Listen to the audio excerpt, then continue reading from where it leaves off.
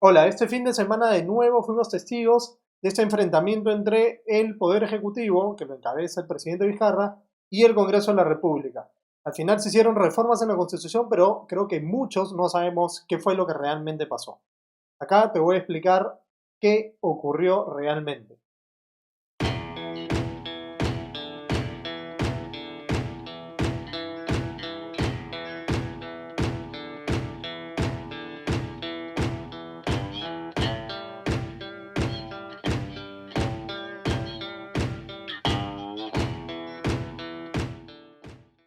El día sábado 4 todos nos despertamos con estas malas noticias que nos hicieron llegar y que de todas maneras es parte de toda esta confusión que hasta el día de hoy tenemos.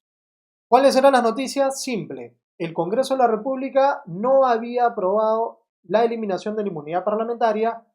Por otro lado, que el Congreso había dado pase libre a que personas con delitos puedan postular a elecciones o ser contratadas como servidores públicos. Y la otra noticia era que el Congreso había aprobado el destino del 6% para el tema de educación. Son tres cosas que modificaban la Constitución. Sin embargo, acá hubo mala información porque realmente lo que ocurrió ese día sábado, muy tarde, evidentemente, bueno, ya de madrugada cuando se aprobó esto, fue lo siguiente. Sí se aprobó la eliminación de la inmunidad parlamentaria, solamente que con un procedimiento distinto, que lo vamos a explicar, y no se llevó a debate la modificación de la ley que permitía que personas que habían cometido delitos puedan postular a elecciones o puedan ser contratadas como servidores públicos. Acá viene el tema, hay una mala comprensión y evidentemente se generó todo este problema. No estoy defendiendo al Congreso, sino que creo que la primera responsabilidad, porque hasta ahora sí hay muchas de estas confusiones de los medios, es de transmitir de forma objetiva lo que ha venido ocurriendo. Es así que ante este malestar generalizado de todos, que era correcto, los congresistas se pusieron las pilas y pidieron una reconsideración de los votos, es decir, volver a tocar estos temas que habían sido o aprobados o que ni siquiera habían sido discutidos. Entonces, el domingo a primera hora se convocó a una sesión para resolver este tema. Es así que el mismo domingo a mediodía, el presidente Vizcarra dio un mensaje a la nación convocando a un referéndum para que se dé en las elecciones y que puedan tocar estos dos temas esenciales, que varias veces lo iba comentando, era el tema de la eliminación de la inmunidad parlamentaria y que las personas que habían cometido delitos no puedan postular a cargos públicos. Entonces, ante esta situación, vemos que el domingo ya en la noche, ya se había convocado a la sesión antes de que el presidente Vizcarra salga a declarar, se da, digamos, esta aprobación de la reforma de 8 artículos de la Constitución. No uno, no dos, sino 8 artículos. Y acá vamos a hacer una reflexión bien clara para poder entender todo lo que ha ocurrido. Sé que vamos a ser bastante técnicos en algunas cosas, pero se tiene que ser así para no caer en la desinformación en la que estamos. Entonces, para poder entender qué es lo que ha pasado, tenemos en primer lugar que olvidarnos de todo lo que ya se nos había dicho antes. ¿Esto por qué? Porque ha habido tanta confusión y tantos datos que no han sido exactos que al final estamos peor que al inicio. Entonces, vamos a explicar paso por paso, va a ser un poco largo y tedioso, pero les pido que presten atención porque sí vamos a poder entender las cosas. Lo primordial que tenemos que entender es qué es la Constitución. ¿Qué es lo que se ha reformado? La Constitución. ¿Sabemos qué es la Constitución? Bueno, muchas autoridades no saben, muchos congresistas tampoco. Vamos a explicarlo porque es nuestro deber ciudadano entender por lo menos qué es una Constitución. La Constitución es este librito que está acá. Varias veces lo he enseñado, pero vale la pena que lo veamos. Entonces, la Constitución es la ley de leyes. Ustedes dirán, bueno, ¿para qué sirve? Ok, nosotros como personas vivimos en una sociedad y tus derechos y obligaciones, para que no entren en conflicto con los otros, con los de tu vecino, están regulados por leyes, ¿no? Entonces tú no te puedes meter a la casa de tu vecino porque es propiedad de tu vecino. ¿Por qué? Porque hay una ley que lo protege a él y que te impide a ti que te metas a su casa. Entonces, como vives en una sociedad, existe, digamos, estas leyes que nos permiten convivir. Pero las leyes también tienen que convivir entre sí. Entonces, ¿cuál es la ley que hace que las otras leyes convivan entre sí, que ordenan este, valga la redundancia, ordenamiento jurídico, se llama constitución. Es la ley de las leyes, la que regula todas las otras leyes y no se entren en conflicto entre ellas y obviamente no vayan en contra de la constitución, porque es como la madre de todas. ¿Ok? La siguiente pregunta es, ¿qué cosa hay en la constitución? Y este tema es bastante claro. ¿Ya? Primordialmente, lo que hay están los principios básicos que permiten asegurar y cumplir tus derechos y obligaciones como ciudadano. Determina el correcto equilibrio de poderes. ¿Ok? Vean lo importante que es. Determina la organización del Estado y sus órganos. Y también el procedimiento que se debe de seguir para la elaboración y la vigencia de las normas. Eso es en resumen. Evidentemente hay otras cosas más, pero en esencia es eso.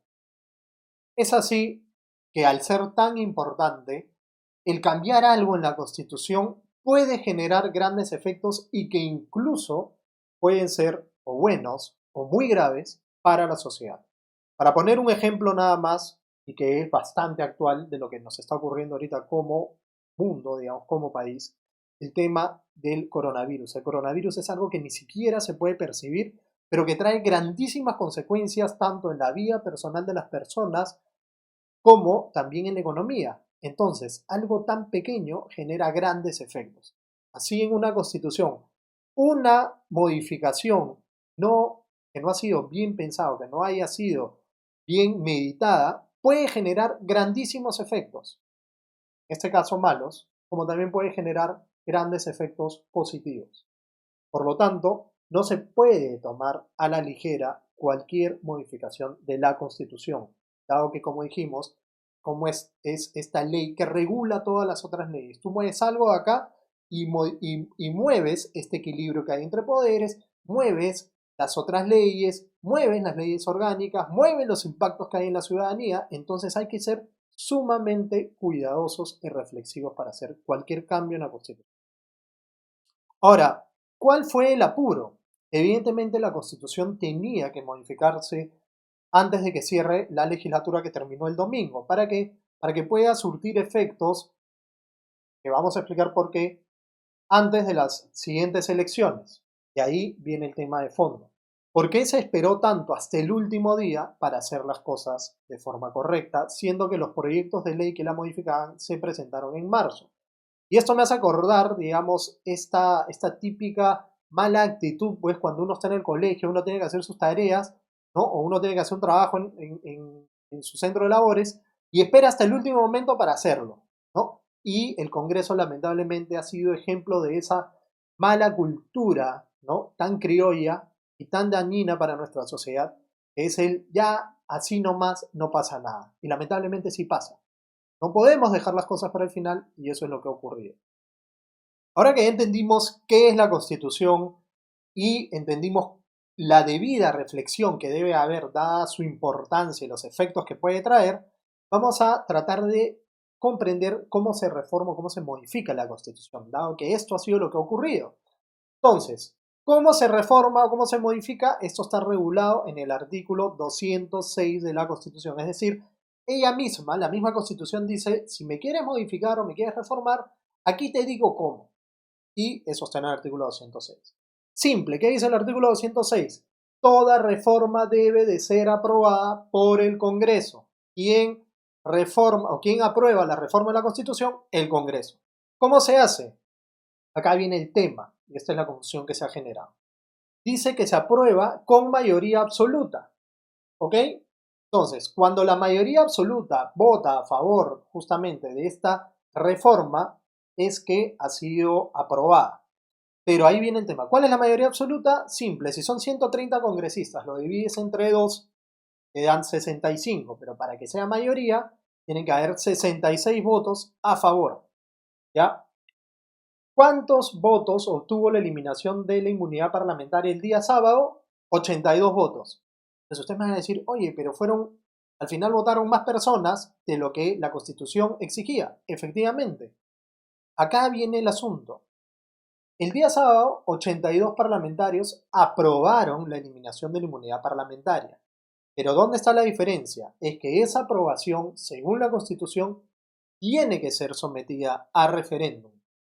Es decir, el Congreso la aprueba y se somete a referéndum para que el pueblo, que somos nosotros, la confirme. ¿Ya? El presidente Vizcarra de motu propio salía a decir, voy a someterla a referéndum. No, porque ya el Congreso lo había hecho el día sábado. Tan es así que cuando aprueban la ley, cuando aprueban esta modificación, esta reforma, se dice, hemos alcanzado la aprobación para la eliminación de la inmunidad parlamentaria y esta será sometida a referéndum.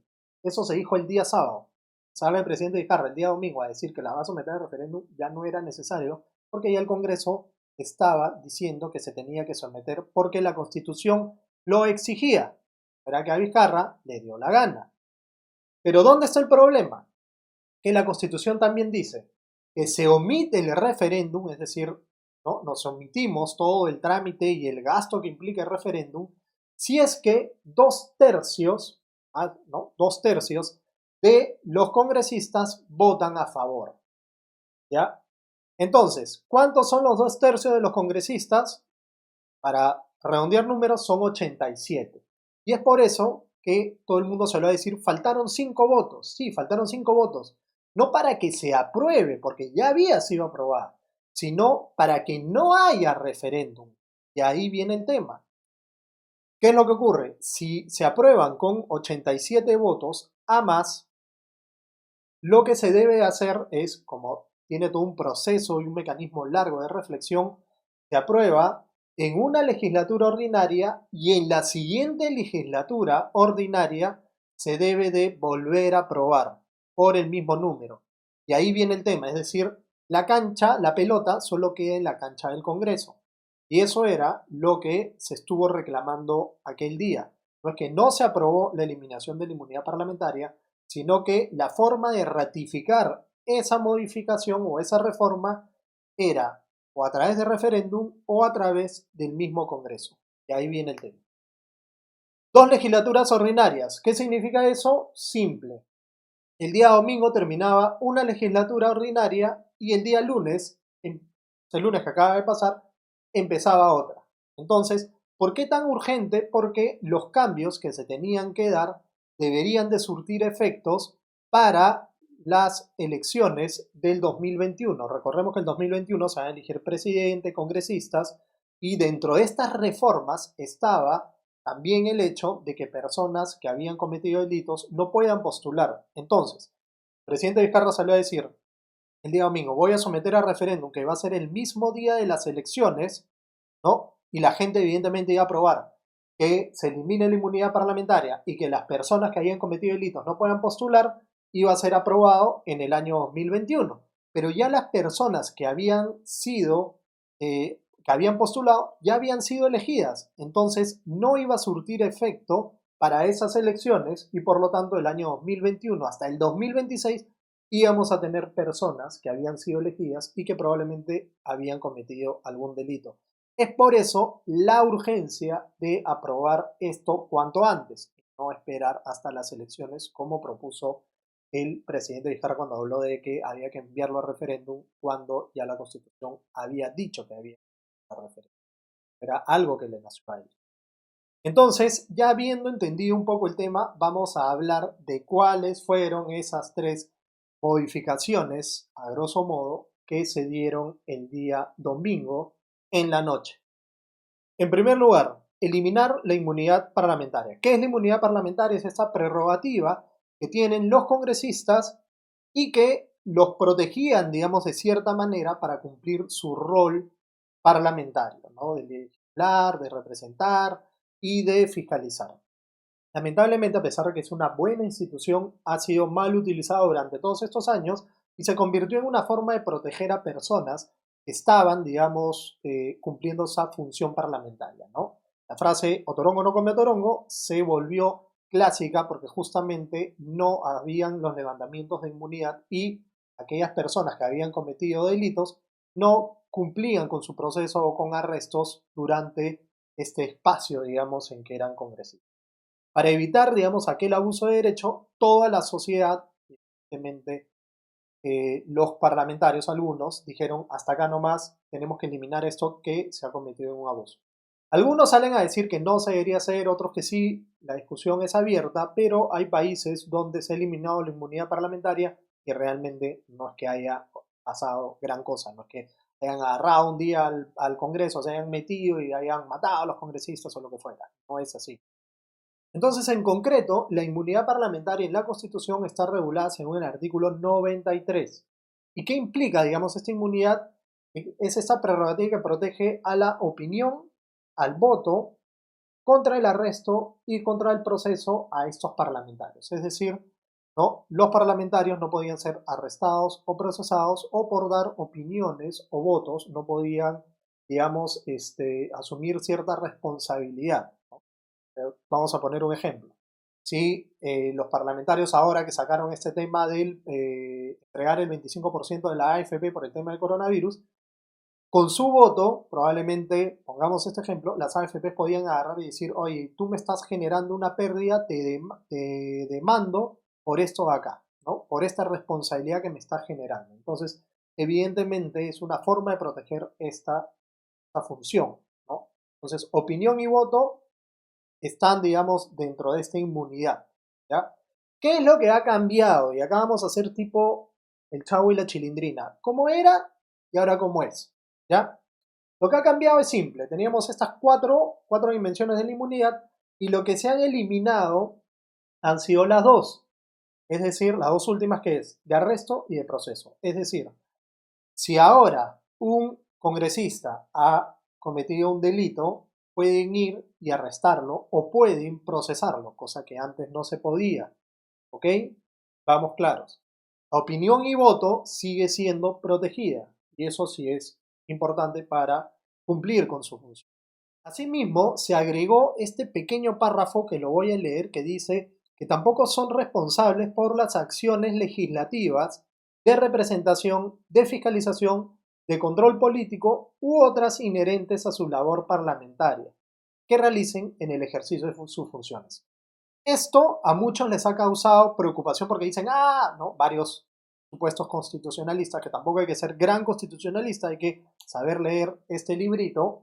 Entonces salieron a decir, no, ahora lo que han hecho es blindarse más y han puesto un muro de protección contra estos. No es así, porque siendo claros, ¿no? Las acciones que tengan relación con sus funciones, entonces, simple.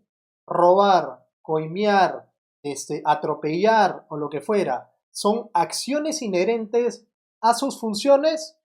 No. Bueno, algunos probablemente van a decir que sí, porque lo han hecho muchas veces, pero no es una acción, este, digamos, propia de sus funciones. Entonces, los delitos comunes o los delitos que cualquier ciudadano pueda cometer no están siendo protegidos acá, solamente están siendo protegidas las acciones que tengan relación con su función parlamentaria, única y exclusivamente para eso.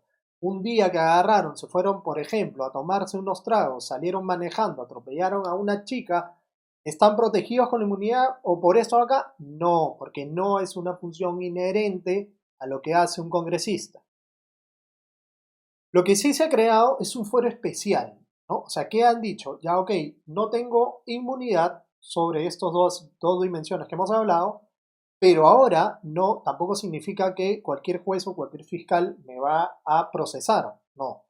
Solo la Corte Suprema puede, en instancia, conocer o ser competente por los procesos penales que recaigan sobre los congresistas. Y esto es, de una u otra forma, un poco darles garantía para que cualquiera no venga, digamos, y proceda, digamos, porque sabemos muy bien cómo es este poder judicial, ¿no?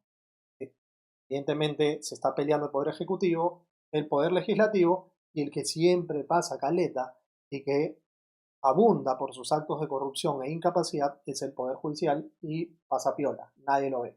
Entonces, para evitar estas injusticias, son comunes en el Poder Judicial, debe dar justicia, se está evitando a través de que solamente sea la Corte Suprema los que conozcan los casos que tengan relación con los congresistas. El siguiente punto importante es que todo el mundo se lo va a decir, bien, le quitaron la inmunidad a todos, qué bien, qué bien. Bueno, lamento ser pinchaglobos, pero no fue así. ¿Por qué? Porque no todos tienen inmunidad. Inmunidad parlamentaria tienen los parlamentarios. ¿Ya? ¿Qué pasó con los ministros? Van a decir, sí, que los ministros le han quitado la inmunidad. No, los ministros tenían este antejuicio político que lo veía la comisión permanente. Pero esto no es que los ministros tengan inmunidad. Lo que se ha hecho es decirle a los ministros, yo ya no te hago antejuicio político. ¿Ok? O sea, yo ya no soy una instancia previa para que te procesen. Ese es parte del tema. Entonces, los ministros nunca han tenido inmunidad y lo que se les ha quitado es el antejuicio político, lo cual en cierto sentido no está mal, porque no me parece, digamos, que tenga que estar habiendo para ciertas autoridades. Entonces, con respecto a este tema, queda claro. Luego salieron otras personas a decir, bien, al presidente Vizcarra también se le ha quitado la inmunidad. Falso. El presidente no tiene tampoco inmunidad y menos evidentemente tiene inmunidad parlamentaria porque no es parlamentario. Entonces, ¿qué ocurre? Que a pesar de este congresista que salió a celebrar, bien, le han quitado la inmunidad al presidente y otras palabras más que no evidentemente somos respetuosos, no las vamos a decir, pero el presidente Vizcarra no tiene inmunidad. Lo que tiene el presidente Vizcarra es una prohibición de procesamiento. Ustedes me dirán, oye, pero ¿qué significa eso? Simple. El presidente Vizcarra podía ser procesado si es que había cometido ciertas causales. ¿Cuáles son esas causales? Simple. Traición a la patria por impedir las elecciones, por disolver el Congreso, por supuestos, digamos, que no estén previstos en la Constitución, por impedir la reunión, funcionamiento del Jurado Nacional de Elecciones o los organismos del sistema electoral, y la que se agregó, ¿ok? O sea, agregar una causal no significa eliminar inmunidad. No nos confundamos. Agregaron una causal. ¿Cuál era esa causal? Que también puede ser acusado por delitos contra el patrimonio del Estado cometidos durante su mandato o con anterioridad. Evidentemente, esto sí puede ser un tema de cómo Vizcarra está siendo investigado por temas de chincheros y etcétera. El tema probablemente vaya por ahí. Puede ser un tema de venganza, sí, pero a mí me parece correcto que el presidente pueda ser investigado por delitos contra el patrimonio del Estado. Si estamos luchando contra la corrupción, evidentemente es algo bueno, es algo malo. Entonces, uno, no se le ha quitado inmunidad al presidente porque no la tiene, y dos, tampoco es que lo hayan dejado totalmente desprotegido porque ya hemos dicho que solamente se agregó una causal para que pueda ser procesado. Es decir, si el presidente Vizcarra un día agarra, se enoja y le pega a su esposa, por poner un ejemplo, ¿puede ser procesado? No. Si el presidente Vizcarra un día agarró, se metió a la casa del vecino y se robó el florero, ¿puede ser procesado? No. Entonces, ¿por qué? Porque solamente las causales para que él sea procesado son las que acabo de mencionar. Entonces, de una u otra forma, el presidente es que le hayan quitado su protección, que no se llama inmunidad, pero sí tiene este impedimento de proceso, prohibición de procesamiento específico. Un tema que probablemente varios no han caído en cuenta y que sí me parece una trampita, probablemente que el día de mañana pueda ser un elemento de interpretación, es que antes decía que el presidente solo, y acá viene el tema, solo puede ser acusado por todas estas causales. Pero en esta modificación le han quitado el solo. Entonces, ya se puede dar interpretación de que el presidente puede ser acusado por estas causales, pero no solamente. Entonces, el día de mañana puede venir un parlamentario o alguna persona a interpretarlo de esa manera, lo cual sí me parece peligroso. Ahora, ¿cuál es el tema con el defensor del pueblo y los miembros del Tribunal Constitucional? Que al modificarse todos estos temas, también se modificaron que en los artículos que estaban referidos a los miembros del Tribunal Constitucional y el defensor del pueblo, decía que ellos gozaban de las mismas prerrogativas que los congresistas. Entonces, dentro de esas prerrogativas, evidentemente estaba la inmunidad, ellos gozaban de esa inmunidad. Ahora les han quitado todo eso. Entonces, ¿qué es lo que ha ocurrido? Evidentemente también les han quitado, ¿no? Como les quitaron todo, en su caso, y no dejaron la inmunidad de opinión y voto, a ellos los han dejado un poco desprotegidos por la opinión o el voto que puedan dar. Sin embargo, con respecto a los miembros del Tribunal Constitucional, a mí me parece que cuando administras justicia, que es distinto a legislar, tu voto sí tiene repercusiones claras frente a casos o personas concretas. Es decir, tú eres un juez y llevaste mal un proceso, termina presa una persona o pagando una indemnización X o te quedaste sin casa por error del juez, tienes derecho a poder denunciar a ese juez, justamente. Entonces, el día de ayer, si mal no recuerdo, la presidenta del Tribunal Constitucional, Marianela Ledesma, salió, a mi parecer, a dar una opinión, cuando no lo debe hacer, un juez no puede adelantar opinión, ¿no? A decir que esto de acá estaba mal, que el sistema de reforma constitucional estaba siendo mal llevado, que esto iba a caer en un tema de inconstitucionalidad y ya está adelantando opinión y que además ella no está de acuerdo con que a los miembros del Tribunal Constitucional puedan asumir responsabilidad por su opinión y por su voto. Entonces, tú como juez no puedes adelantar opinión, que sí lo está haciendo, porque ya está diciendo que es algo que no estuvo bien hecho, en primer lugar.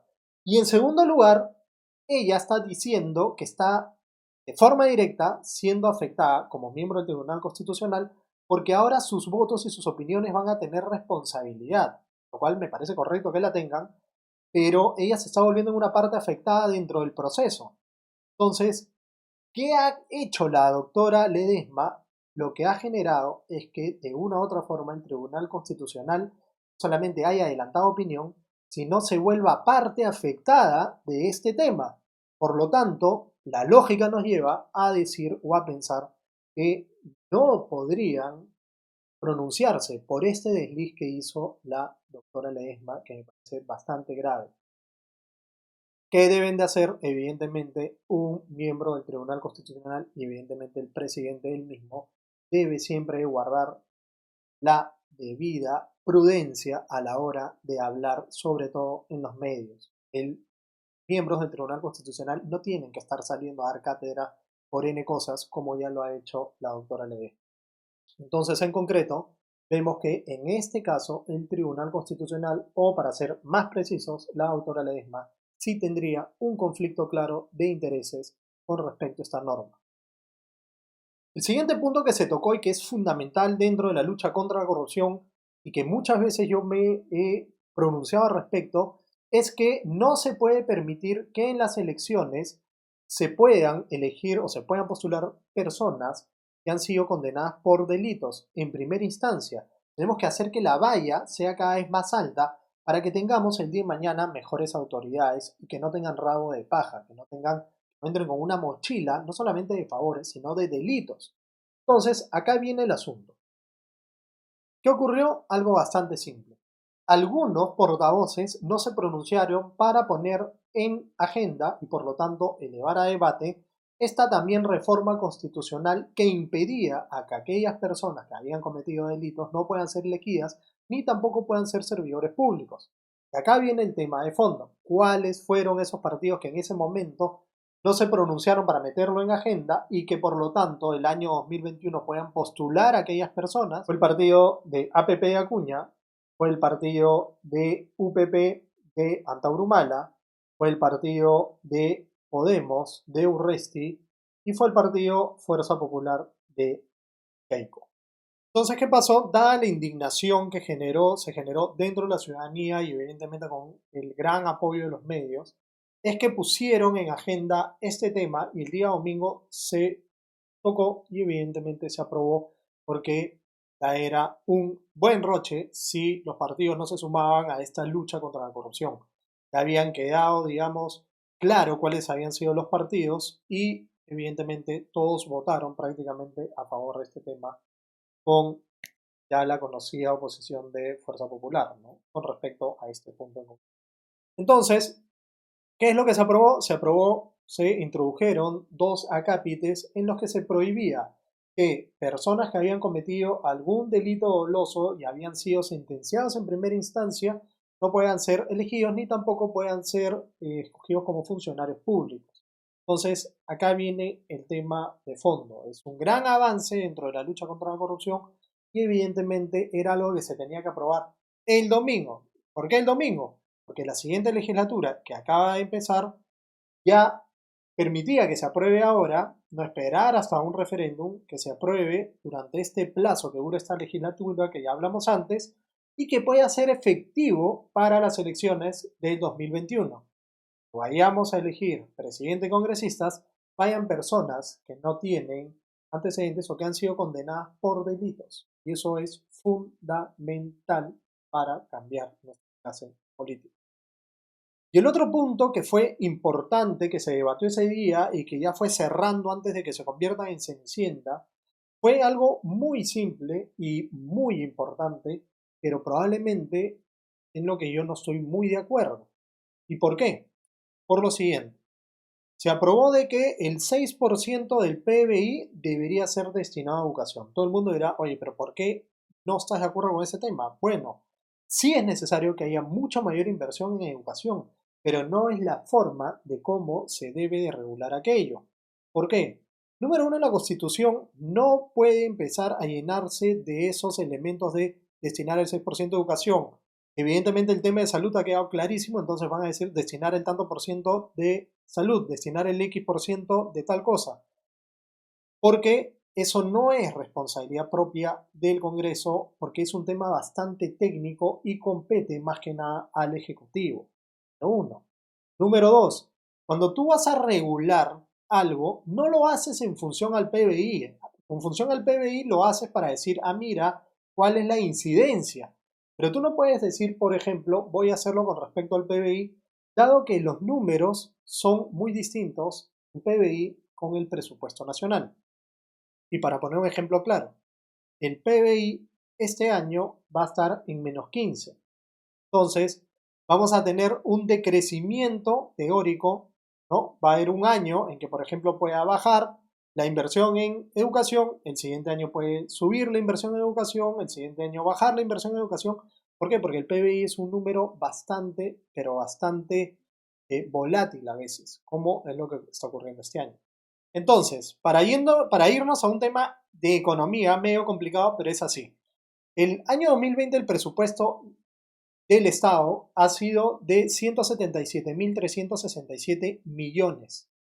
Es importante que tengamos clara esta cifra. ¿Por qué? Porque el PBI, ¿ya? El PBI ha sido aproximadamente 820.000 millones de soles.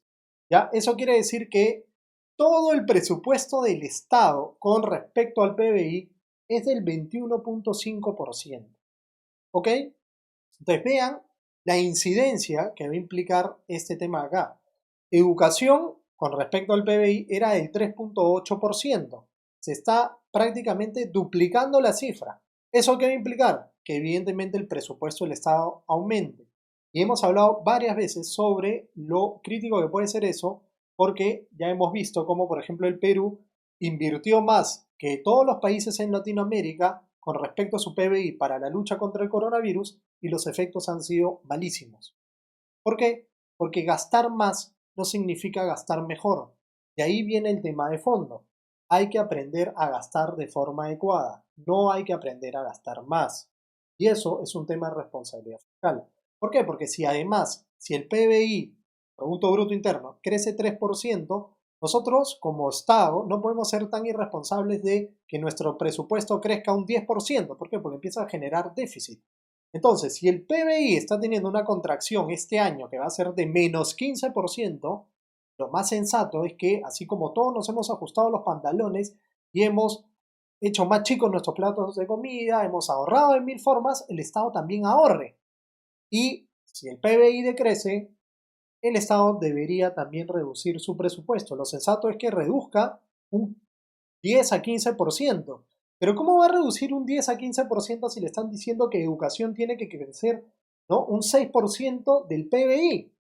Entonces, se va a tener que, lamentablemente, dejar de invertir aproximadamente un 20% en otras cosas. ¿Qué otras cosas se van a dejar de hacer por la necesidad de tener que cumplir con esta norma que el Congreso ha aprobado? Me parece grave porque esto es algo que también es un tema irresponsable porque es un asunto bastante técnico y que no le competía al Congreso meterse en esto de acá. ¿Es urgente invertir en educación? Sí, pero no hacerlo de esta manera, porque en una situación de crisis y que ha quedado clarísimo que el Estado no sabe gastar bien, lo que se tenía que aprender era a optimizar los recursos y no a abrir la billetera. Entonces, espero que haya quedado claro esta larga explicación, pero el tema de fondo es ese. Es, número uno, que todos tenemos que entender qué es la Constitución, tenemos que aprender a respetarla y ahí va el tema de fondo. Aquellas personas que deben de respetar y hacer respetar la Constitución, que son el presidente y los congresistas, son los que evidentemente no deben de tomar a la ligera ninguna reforma o ningún cambio a la misma. El presidente Vizcarra hizo en su momento interpretaciones que algunos dijeron que había pisoteado la Constitución o no. De nuevo, estamos en una situación en que no ha habido una debida reflexión y, como digo, no me parece que 8 artículos de la Constitución se hayan metido así sin mayor reflexión como se debía. El tiempo era urgente hacerlo ya, pero debieron haberlo hecho mucho. Entonces, quedándonos con este tema, les pido por favor me sigan en mis redes. Mi nombre es Gustavo Chesticardo. Síganme en Facebook, en Twitter, en Instagram y suscríbanse en mi canal de YouTube. Estamos viendo para seguir conversando de estos temas y aclarando los puntos que a veces nos quedan un poco en el aire o que nos confunden. Chao, chao.